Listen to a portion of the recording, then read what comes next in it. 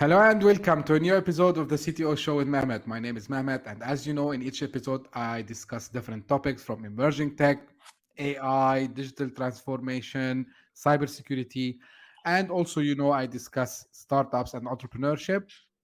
And by now, you know that sometimes as well, I have guests with me here in the show who are subject matter experts in their field. And today I'm very pleased to have with me live from Montreal, Canada, Oshri.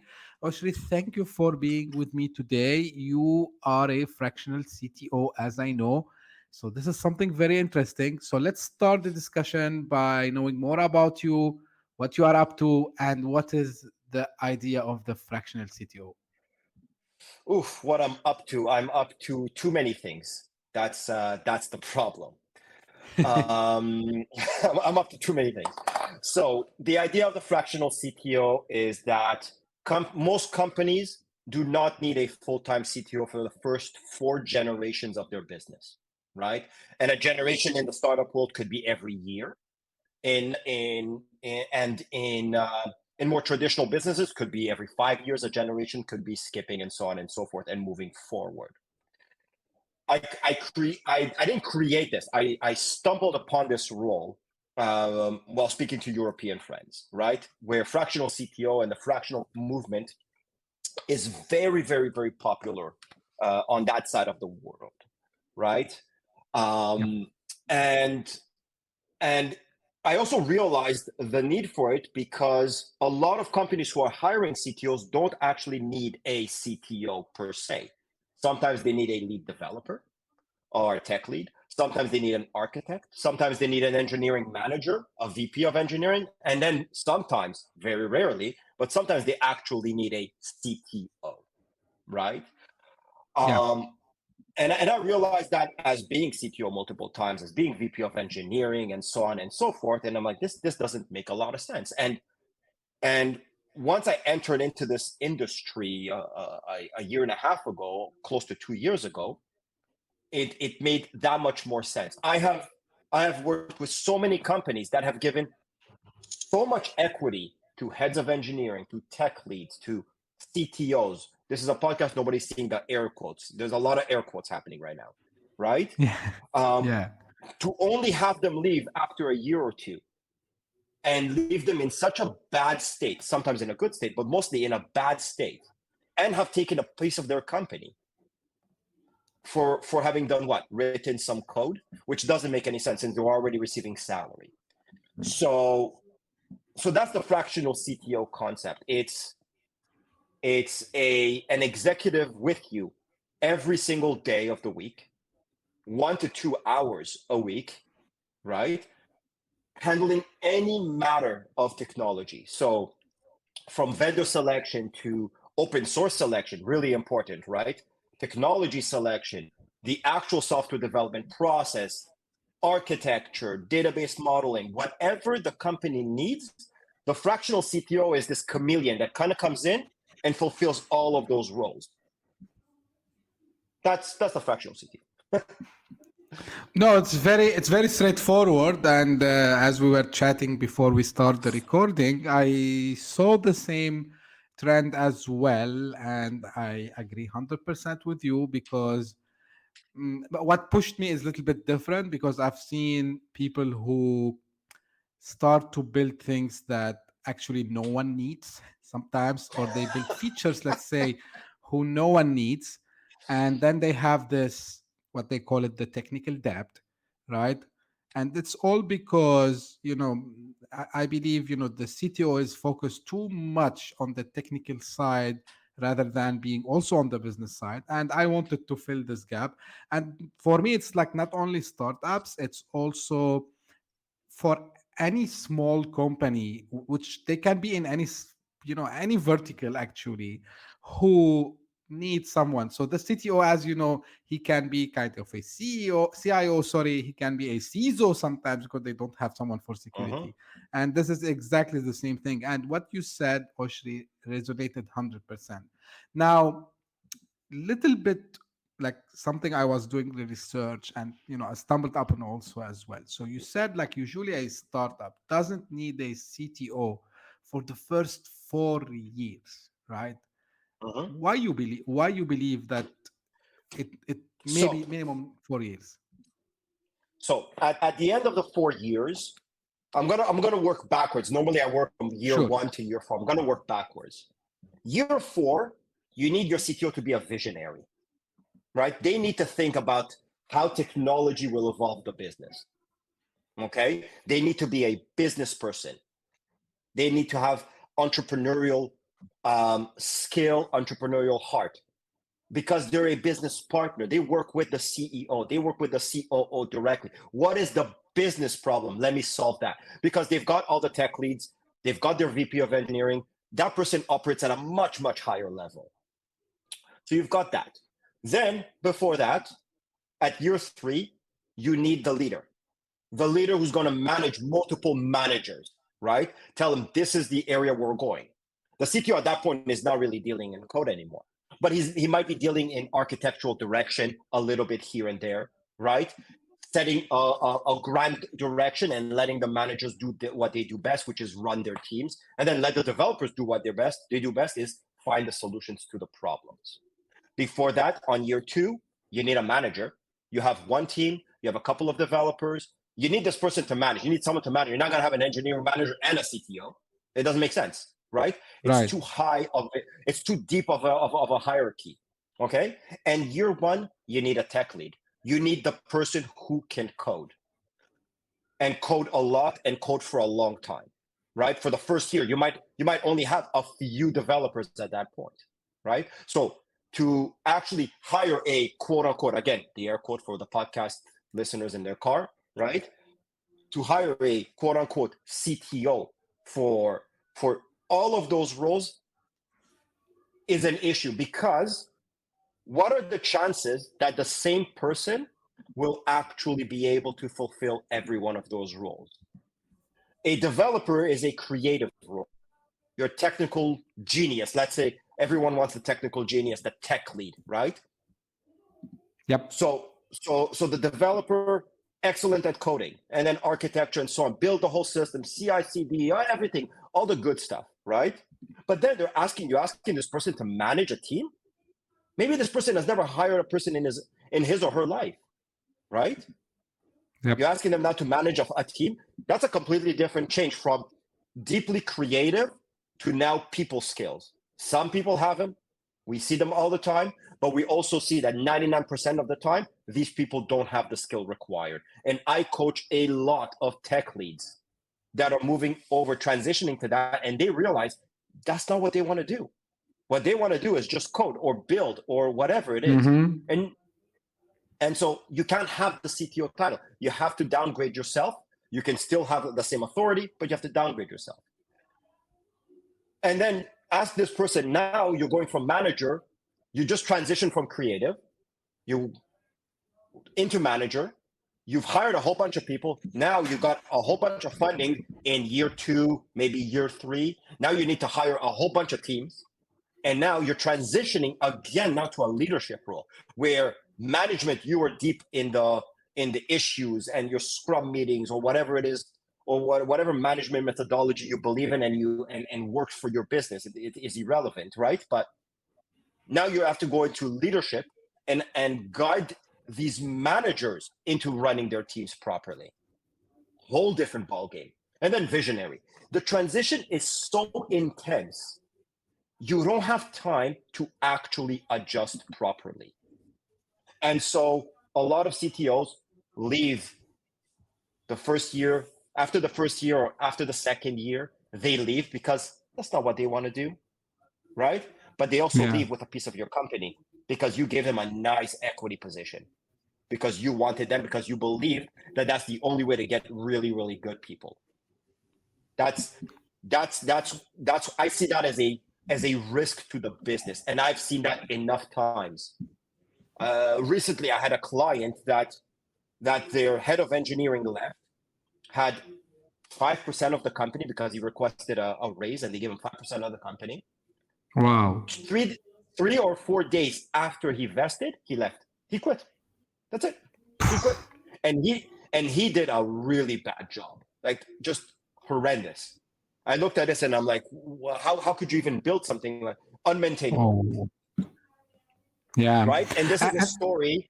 This is a story that happens in every single company, in every single almost every single startup. Yeah. And do you think that this is also applicable for both in case, I mean, the founder himself or herself are like from technical background? Do you see it happening in both cases from like non-tech founders or tech founders as well?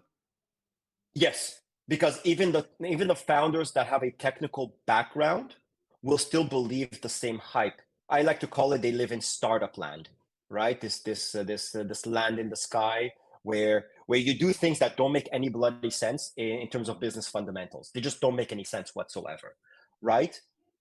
Yeah. Hiring such a big team, rapidly growing, iterating really, really quickly. Yes, it makes sense sometimes, but most of the time it doesn't, right? Yeah. And so I'll see it with non-technical founders and with technical founders, right? Technical founders typically they act as the CTO, but then they're like, well, I'm a founder. Like I need to actually grow my business. I can't spend enough time on this. Do they need a full-timer? No, they need someone to just make sure that everything is done correctly. Again, they just Yeah. need a fractional, right? The non-technical founders, they need a fractional tied to their hip. like before you ask for something, you ask me, and then I tell them, like, do not even speak to until I train you how to speak to developers and how to formulate your ideas properly, right? The Yeah. worst ones are the non-technical founders that are really, really smart, that educated themselves, and they know a mile wide in terms of information, but an inch deep, right? They only know so much of what they read because there's so much in terms of technology that you can only imagine, right? That you can only pick up Mhm. at any given moment. So yes, I see that. I see that with any type of founder. Yeah, makes sense because actually you mentioned something very important. The founder or founders um, should be focusing on business development, sales, how to grow the company, right? So 100% makes sense. Hire Um, a full-time salesperson or hire a full-time marketing person, 100% instead of a CTO. Like put your money there. That will actually grow your business, not the CTO. Technology is a tool to generate revenue. It doesn't actually generate revenue. That's the thing. You got to be 100%. smarter with your money. Yes, 100%. Now, one of the things also while I was preparing, so you talked about, preparing the infrastructure so the startups, they can train AI to meet business needs. Can you a little Mm. bit explain a little bit more about this one? The bane of my existence is a founder coming to me and says the word AI. This is just it's. I'm like, okay. It gives me a headache immediately, and I have to take a minute. I hope it's 5 o'clock. I can have a drink. Like I need something because 99% of the time they are not prepared for it. They don't even have the data. They don't have anything, right? It's not just having data. You have to prepare the data. You have to massage the data. You have to have data with decisions already attached to them. Is it good? Is it bad? In order to be able to start predicting. What is AI if not just a prediction engine, right? For the most part. I mean, even ChatGPT, for the most part, it predicts the next word. It just does it really, really well, right? So Correct.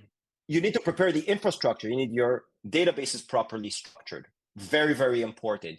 You need your ETL jobs. You need to be dumping data. You need to actually be making and storing decisions. So, for example, if you want to predict opportunities, you need an opportunity score. And then you need to log your calls, you need to log your emails, you need to log your SMS messages, and you need to log everything in order to be able to predict the possibility that this opportunity will convert. Well, you know what? That also needs about 100,000 to 200,000, maybe 500,000 records, right? To do this properly, or you buy, or you subscribe to commercial off the shelf AI if they have it, which is already pre-trained. But even if it's pre-trained, you still need to feed it the data, which you're unable to because you don't have the infrastructure in place. That is the big issue with AI. It's not a magic bullet. Even if you wanted to implement ChatGPT tomorrow, you can't. It's not that easy. Now you have to figure out Correct. how your prompts are going to be written. Now you have to generate your prompts. That's 6 months of R&D right there and then, easy, of multiple developers, and how to actually interact with it and do it. It's not as simple as just Twilio API and that's it. Yeah, like it's easy also, as you know, Oshri, like someone to just use the fancy word AI, because now it's like top of mind for everyone. I have AI, and the question that I'm trying also to educate whoever I meet, like not only clients, like guys, when you choose a solution and someone tells you it's AI powered, machine learning powered, all this, I start to tell people, okay, can you ask them how big is the data set that they have trained this AI on? I know that Flew right over their head. some people are hating me now, I know, but um, I used to sit on the client side at some stage in my career, and look, I also work as a sales, so I know like you need to promote, to market your product, but again, you need to use the right terminology over there, and just saying, hey, we have implemented an AI in our solution. No, sorry. You did maybe some automation in your solution. That's not called AI. And as you said, AI is something bigger than this.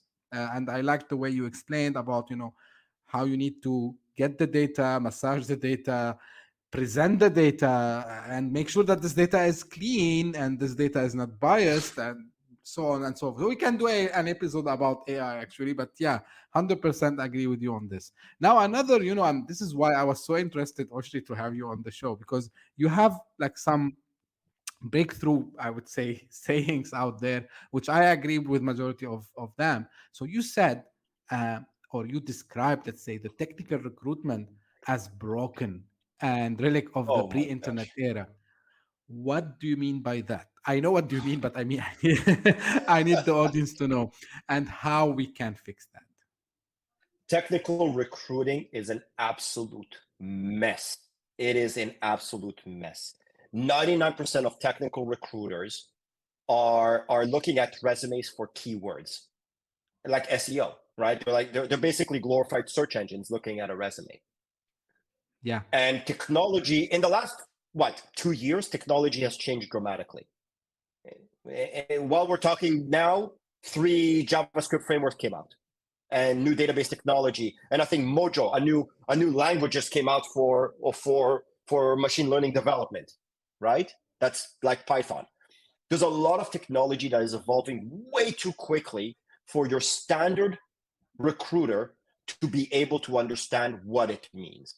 There's a lot of resumes that are written very, very nicely. If I ask ChatGPT, I give it my LinkedIn URL and I say, hey, write me a resume. It'll write me a beautiful resume, right? And it'll pass most sniff tests. And most recruiters will pass me over to the hiring managers, but I may not be able to actually pass the technical evaluation. So problem number one in recruiting is it's based on keywords. Keywords don't mean anything. I tell you, if anybody says they have HTML experience, I get annoyed right from the get-go in their resume, right? Being a full stack or being a front-end engineer is enough, that we don't need that level of detail. Or they have agile, or they use Git. I like when in resumes they say I have experience with Git. I'm like, okay, so you're a contractor that has experience with a screwdriver. If you don't have Git, you don't have a screwdriver. Like I don't understand this. What do you mean? What is this? Right? It's nonsense. But why do they do that? Is because recruiters will look for Git and will look for this and will look for that. Why are recruiters doing that? Because the hiring manager doesn't trust the recruiter to actually be able to find really good candidates. So they tell them, yes, we use Git, we use that, we use it. I need someone with GitLab experience. No, you don't need GitLab experience. You need source control experience. You don't need that at all. If you don't have source control experience, you're not a developer. So let's just not ask for that at all. But hiring managers don't know this, right? And so they have to tell the recruiter, like a little baby, walking them, and say, make sure you don't trip up. I'm going to piss off a lot of recruiters because of this. I'm going to make them angry. And I make them angry all the time on LinkedIn. You should follow me. It's hilarious sometimes. Now, there are some really good recruiters that understand this, right? And that they come from a technical background. So that's problem number one, is the resume is structured because the recruiters don't understand what technical experience really is, right? Because they don't understand how technology is written. For example, if you're looking for a front-end engineer with Vue.js, it's okay to get someone with React.js or Angular. It's the same damn technology. It's the same thing. Single-page application development, you can figure it out. You'll learn it in about a week, maybe less, right? So there's that. Then, in terms of technical recruiting, it's only a screening call. Hey, what did you do? You did this, you did that. Oh, okay, that's great. And I can tell you whatever I want to tell you, and I'll pass to the hiring manager and waste the hiring manager's time. Because when they do a technical assessment, they don't know. They like the person clearly comes out as not knowing what it is that how to do the job, right? And then from the financial point of view, the whole commission concept of technical recruiting, of recruiting in general, that makes no sense. A senior developer makes 180 to 250K on average now. You're going to tell me that a technical recruiter is worth giving $32,000, $40,000 for finding a candidate? Are you telling me that that's actually worth it? It doesn't make any sense. When I was in a position to hire technical recruiters, I never did. I'm like, I can't pay you this amount of money. I am sorry, I have it. I will not spend that kind of money for you to put a bunch of ads online that I can do for putting for looking up on LinkedIn, which I can also do. It's not a problem. Heck, there's AI recruiting software out there that I can find candidates really, really fast and just contact them. So what are you really saving me in terms of time? If I can find the recruit and be able to assess them technically at the beginning. So there's all of that. Now, the other part that's broken in technical recruiting is titles. Mehmet, what is a senior developer? What's the definition of a senior developer? I see developers on resumes and I'm like, okay, you just got out of school in 2020 and you're a senior developer, you're a lead developer. Oh my. I talk to them and they don't know the first thing between message queues. They have no idea. Okay. Or they have no concept of how something should be structured or organized. So that's all of the areas where technical recruiting is broken. They don't need to call and hunt these people. They're available online. If someone wants a job, they'll just make it known that they want a job, right? Yes, they could go after people that are already gainfully employed, and those technical recruiters are very, very few and far in between that actually do that. They're headhunters. Very slight deviation, right? What I do in terms of technical recruiting is I'm a fractional CTO. I understand technology inherently, intimately. I write code every day because I've got side businesses, and you know what? I write code for my clients sometimes. I just take over and I'm like, and I'll churn out a CI/CD pipeline for a client that it will take their team a week to do. Right? I'll just build it out myself really, really quickly. So there's that. And because I know this, I can assess them on a technical level. Solution design question. I challenge everything they say in a resume. You better believe it. If you say you're a lead, you better be answering me at a lead level. I know what a lead is. I've hired them. I've been a lead in the past. And so the level of service I provide is so much higher, right? It also takes me a lot longer to provide candidates to my clients because of that. Because I'll interview 20 people and I'll recommend one. And I'll only recommend the ones that I think will be able to do the job. Otherwise, I'm not even pushing them through in any way, shape, or form, right? So now the last part of the recruitment industry, not the industry, but the other end of recruiting that is broken is the hiring managers themselves. They don't know how to interview. They just don't know how to interview. They don't know how to ask the right questions, right? I did a whole post about what good interview and what a bad interviewer is. A good interviewer asks questions about solution design, about how their brain works. I want to see how you work. A bad interviewer will ask you specific trivia knowledge about a particular element or function or feature of a language. Who gives a damn? Who cares? Who cares? Like, they can learn this. I shamelessly Google how to build an array in JavaScript every single time because I always forget. But you know what? I know how to do array computations. I know what I need. I just don't have everything in my mind. Does that make me a bad developer? Right? So there's a lot of training on the hiring manager side that isn't that is required, and that gets a lot of people to fall through the cracks. The fourth thing, the last thing that is broken, is the perception that people cannot learn new skills. So, and I give this example all the time. I was hired at a beautiful company. I love this company, right? I was hired at this company a few years ago. I was a .NET developer. I have never touched Linux, Python, or Golang. Never in my life, right? They hired me. I learned Python, I learned Golang, I learned Linux in about 3 weeks, to the point where I was pushing to production the first week.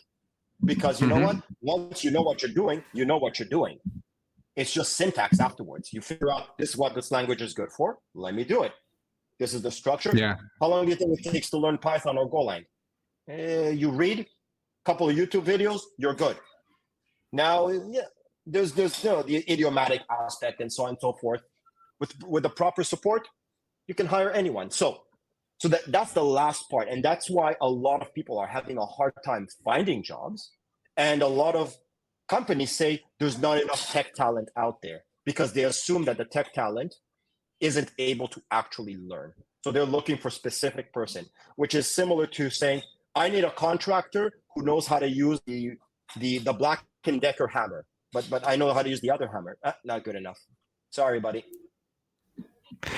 I have to agree with you on one thing here is, for me, like resumes or CVs, whatever you call them, you cannot, I'm not getting the idea, especially for a pure technical role, how you can condense all the experience in a 2 or 3 pages. Like, for me, it's nonsense, honestly. So this is one thing. And regarding, the keyword thing, again, it's the same story with, like, and now AI will change this, because if you think how SEO, from digital marketing perspective, is now being disrupted by AI, I think this also will be disrupted by AI, because I believe, and this is a futuristic way, because I always say AI will not, like, remove the need for these jobs. It will augment the job itself. So now, AI will be able actually to assess these guys without the need for all this, maybe, right? So, and I always been a believer in any technical role that let's test the guy how he will behave in a real world scenario and see what he will do, right, without putting him under the stress, of course. Like, we don't want to make it a horror movie for him or for her. I'm against That is this. there's a lot of times in recruiting, there's this egotistical um, uh, approach to hiring people, where Yeah. they want to prove the candidate wrong. They want to filter out the candidate. I take a slightly different approach. I take it from a positive point of view. I want to place you, but I want to investigate the depth of your knowledge and experience. That's what I want to know. So I will ask very simple questions, solution design questions, depending on the kind of role, right? And I will see how their brain works. And I tell the candidate there is no wrong answer, because there is no right answer either. There's no right answer in Right. software development. I can build the exact same thing 10 different ways, but it's how you think that makes the difference. Do you know how to scale out? Do you know how to abstract services? Do you know how to do all of these things? Maybe you've never done it and it's okay, but do you know how? Do you know that Yeah. it's possible? You don't need to know to have ever written an ETL job in your whole life, but do you know what an ETL job is? Good. Now you understand the concept. Excellent. That's all I need to know. Right. You'll get that task the first day of work, and at night you'll study at night how to do it. The next day you'll do it. What do you think I did with Python and Golang? I studied every single night till midnight, right after my kids go to Yeah. sleep, to figure it all out, and I figured it out. It wasn't that complicated. That's And guess what? Now with AI like ChatGPT, this becomes more easy because you can give it a piece of code, I don't know, in Java and tell it, okay, I want this now in Python, and it will write the thing for you, right? So you don't even it'll have to it, watch YouTube anymore. it'll write it, and if you copy it like that, it will not get accepted by a PR review. They'll look at it, they're like, ChatGPT wrote that. We see this. ChatGPT writes code like a junior, like fresh out of school. That's how he writes. But that's okay. I use it all the time. I'm like, oh, how do I do an HTTP request in PHP? Can you do me? Thank you. Boom. That was the thing. Let me copy this part. Let me assemble it. Let me do Yeah, it properly. yeah, at least it will put the skeleton for you, and then you need to continue on that. And I always say, like, using the AI is similar how we have the planes with autopilot, right? But still we need a pilot there, right? so Yeah. so there is an autopilot, but we need someone, to take actions when things goes wrong. We need the pilot to actually do the takeoff and landing to let us reach safe. So Right. this is where is the augmentation, comes into the picture. Now, shifting gears a little bit and talking about something else. Um, so your experience, you have been embracing emerging technology to gain edge Mhm. and drive innovation. Can you share like some examples of how this has worked? In terms of emerging technology, not always, not always, right? In fact, for me, emerging technology is anything that's been in production for the last 2 years. I kid you not. It's true. Because it has to be tried and true. I can't position any new technology in any company unless it's mature enough and I know they're going to be staying for the foreseeable future, right? Mm-hmm. So there's some emerging tech. Like I'll give you an example. I was evaluating one technology, beautiful tech. I urge everybody to try it for ETL pipelines called Mage.ai. One of the most beautiful techs I've ever seen. When I evaluated it and I spoke to the CEO, it wasn't ready. Now I want to position it, but I've already positioned another tech that is much more mature, right? Mm-hmm. But not as good. So Mage was much better at everything, but it's not as mature as the other one, which is not as good, but very mature and and doesn't have constant releases, right? So emerging technology in itself is actually almost a bad word for me. It's true. It's almost a bad word. Now, when implementing, if I have to implement anything that's emerging tech, quote unquote, right? I'm going to have to abstract it behind my own services because I don't trust that that company is going to be there. Or I'm not going to trust that that company is not going to have a major issue that I'm going to have to now replace it. So that's also very difficult. So, for example, Kubernetes, I only started implementing it a few years after it came out. Once I saw there was a vibrant community, that's when I'm like, okay, now it's time to take a look at it.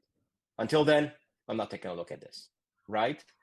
So that's the thing. Now, when it comes to AI and machine learning and so on and so forth, that's very, very difficult because we can't even audit the data set yet. It's not public information, right? ChatGPT used to have it with GPT-3, but with GPT-4, they closed the doors. We're not telling you how we did it. We're not releasing any papers. We're not releasing the data set, nothing. Mm-hmm. And that's the reality with all commercial off the shelf AI. I call it COTS, commercial off the shelf dash AI, right? I don't know if I call it or if I saw it. Let's say I call it. And we can't even evaluate that. I can't even evaluate ChatGPT within an industrial setting, within a commercial setting, because there's so much that we just don't know about it, right? So I believe some people have told me that there's a whole new industry coming out, which is the evaluation of large language models. It's a whole other type of service that come out to just be able to evaluate for bias, for this, for that, for everything that is important to us. So when it comes to Yeah. emerging tech, a little slower for me. Emerging plus 2 years, that's So emerging. That's just a factor. in this famous graphs, you're not in the early adopters. You just wait a No, little bit, I would say, but you are I not will. also like late adopters. Yeah, that's exactly. So early adopters is very risky. As a fractional CTO, as a CTO, I cannot. Yeah. It's not a responsible choice for the company. I cannot expose the company. So anyone that tells me, hey, any founder that tells me, yeah, we're cutting edge, I'm like, oh no, you're cutting edge. Uh-oh. Yeah. Okay. So Yeah. what that tells me is there's a language that nobody understands. So I'm evaluating I'm working with one company. They've got like 6 different languages. I'm like, well, why do you have 6? Yeah, this was the latest one, and they decided to go with that direction. I'm like, okay. But nobody knows Elixir. it's a language, I think, out of Colombia. Fantastic language. I can't read it to save my life because I never spent enough time with it. But like, how do I hire someone for this? Like, I can't. I can't find an Elixir developer now. So Yeah. that You puts the need to think company about that. at risk. Resource availability, my God, it's just the Yeah. Yeah. resource Yeah. availability. You want to build something in Golang? Sure. Do you have the budget to hire Golang developers? Because they're really expensive. Mm-hmm. They're very, very expensive. You got to make that choice from a financial point of view, which a lot of people don't do, right? But that's my job as the technical executive at the company. I got it. Now, talking about the new technologies, like from because you work as a fractional CTO, so you have the chance to look at different things. So, looking at the tech industry today, what are some emerging trends that you believe startups should be aware of and prepared for? The database technology, one of the biggest ones and one of the more important ones that actually really simplifies life, is the database tech that merges transactional operations with analytical operations together. Because Mm-hmm. traditionally you either had an OLAP database and a transactional database, 2 different types Correct. of workloads, right? That complicates life because you're going to need reporting. What? As soon as you have a few million rows, now you're going to need a complicated ETL process to convert it or to move data to your OLAP server, and the cost is way too high, right? And the infrastructure is too complicated. So you want to think that way. So there's a couple of new technologies that came out.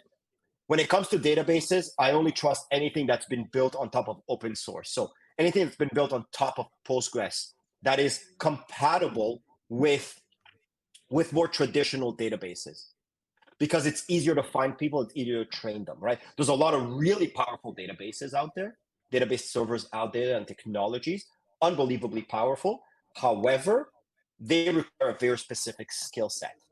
And as soon as something deviates too much from the trend, oh, you're no longer using SQL, you're using your own version of it that really doesn't make any sense, or that doesn't make any sense. It might make sense, but it doesn't. It's not a skill that is easily learned because it deviates Mm-hmm. far too much from the traditional, from how it's done traditionally. That's a problem right from the get-go. That's a problem, especially when it comes to data. Data specifically is like it's a real serious issue, right? So Mm-hmm. that's what I see. I got it. One thing also, like it's like not related purely to the technology, but you've been a founder yourself. So Mhm. how that experience shaped the way you support other startups now as a fractional CTO? I tell them that I'm going to be their devil's advocate. I'm the one who says no until they prove it to me.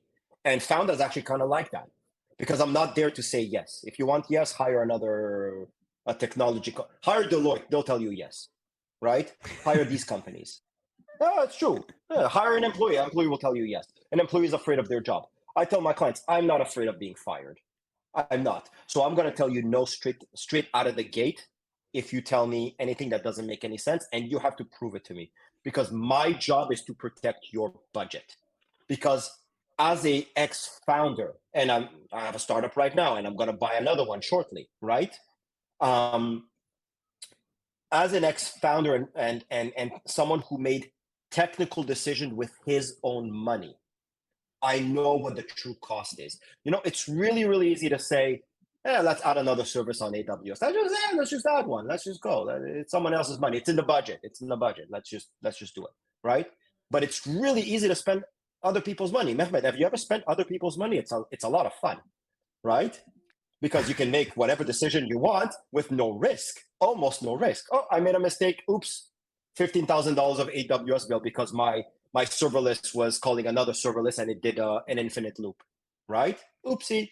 But when it's your money, you become very, very, very careful and very pragmatic as to how you approach technical decisions, right?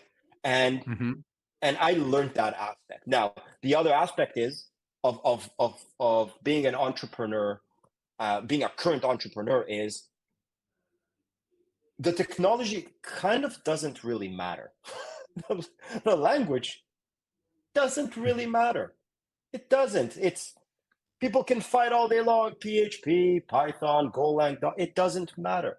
What will work best for your business? If you deal with enterprise, stick with .NET. Microsoft has a great support for the enterprise. If you're dealing with simple web applications, go with Python. Nice and simple. Django, you're good. You have very, very, very, very heavy processes, go with Golang, CPU-bound processes. But it doesn't really matter. And that's what I tell my clients. Because when we structure work properly, when we design software, and by software I mean a whole system properly, we can choose whatever language we need to choose at that point in time. That's it. You can have Python and Golang. You can have, well, you're not going to have PHP with Python and Golang. So let's put PHP on the side. Even though it's one of the most popular technologies out there still, it's not, I don't think it's actively being picked up by anyone. I could be wrong. I don't want to insult any PHPers, right? But the technology itself doesn't matter. Where it really, really matters, your database choice. That one requires you to sit down and really think for a week. Just 1 week. Any more than that, your analysis paralysis. Really think it through. Because transitioning databases, transitioning where the database is hosted is such a headache. Yeah. You're going to cause yourself pain down the road. If the pain is 5 years down the road, it's not a problem, right? So the other thing that I tell my clients is, I am going to structure your software, your solution, your technical ecosystem, everything that falls under the technology organization in such a way that allows you to grow your business. And when they tell me, but is it future-proofed? I'm like, nothing is future-proof. But in the future, you'll have rich people problems, which means your business is thriving. You have other people to deal with it. We're going to structure it in a clean way, not in a perfect way, because nobody cares about how your technology was written. They don't care. As long as it works and is bug-free, nobody cares, right? Once you have a successful business, that's a different ballgame altogether. So once you have a successful business, it's a completely different ballgame. It's at that point where, how can I say, you can restructure or you can even rewrite, dare I say, if it's absolutely necessary. But you have a team for that, and your business is thriving, so it's not a problem. Tomorrow's problem. That's very, I would say, detailed, and I hope that everyone who would be watching or listening to this will get the benefit out of it. Now, as we come to the end almost, Oshri, now I have my very famous end question. what is the question that you wished I asked you? In another term, if anything that you wanted to share, please let me know. What makes a good technology executive? Oh, What is the okay. Go ahead. so what makes a good one is business acumen. Mm-hmm. Technology can be picked up, but you need to have business acumen. You need to be able to follow the money. When I work with clients, when I was working as an employee, the first question that I asked in the interview is, how do you make money? Because that tells me where the critical path of where the critical path needs to be focused on. The flow of money, that's where we're hardening the whole thing, right?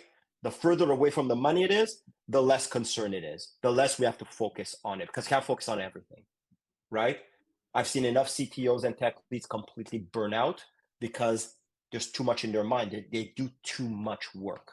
There's too much focus on everything, and they drop the ball somewhere really important. So that's it. It's business acumen. Learn business. Go get a business degree. Whatever. Just understand business or launch your own business. Even if it's small, even if you have to now spend money on ads and then have to put Google Analytics in place and do all of these things, it's really, really important to know how to spend and how to make technical decisions with your own money. That's it. 100%. And, as they say, when you see these posts, I wish I told or if I can tell my 20 years old me, right? And actually, I will tell my 10 years old me to go and learn about business. And this is why I know that some educators will hate me, especially in the last 2 3 episodes I'm talking too about the education system. um, we need to have we need to have more things related to business, sales, finance, whatever you want. I know it doesn't have to be like the philosophy of the things. It can be taught in a very simple way. This is first. And the second thing, yeah, like I was lucky enough to figure it out little bit, not too late and not too early as well. So I figured out that I need, actually, however, like I would be good technically, if I don't have the business acumen, um sorry, like it's nothing. Okay. And as you said, you gave a very nice example, like I can write in this language, I can do this. So what if you don't understand what this technology is trying to do and what's the benefit from business perspective? And if you allow me, let me tell any developer or any geek guy watching or listening to this, guys, it's not rocket science, because businesses, they make money, right? So think about whatever piece of code you're writing, how it will somehow increase their revenue. It might be increasing the customer number. It might be actually reducing a risk if you are, for example, writing a code related to security, for example, right? Just Mhm. ideas. So think about increasing revenue, increasing customer satisfaction, reducing risk. So if you try to read some books about basic business, you will understand how business operates, as Oshri said. And this is how actually you will feel you are doing more, I would say, meaningful work. Because when you write this piece of code, or if you are in the infrastructure like I used to be, if you understand why you are putting the server here and why you are putting the database there, what does it mean from business perspective, believe me, you would feel more happy, because as a geeky guy, you say, hey, with my geeky skills, I'm able to affect the business in a positive way. So 100% agree with you, Oshri, on this point. So anything else you want to add before we close? I wanted to say a joke about the whole AI machine learning thing that I Yeah, didn't have go I ahead. didn't have a chance to.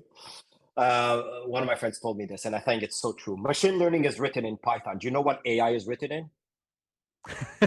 No. Go Google Slides. Nice one. That's, that's it. It's a nice. You know, it's It's a that's it. It's AI. You're selling AI. There's no AI. ChatGPT is barely AI. Oh, oh, I like this. Like I remember still there was no ChatGPT. I believe it was 2017. I published an article on LinkedIn and I said we will reach someday where AI will be selling to AI and AI will decide will decide.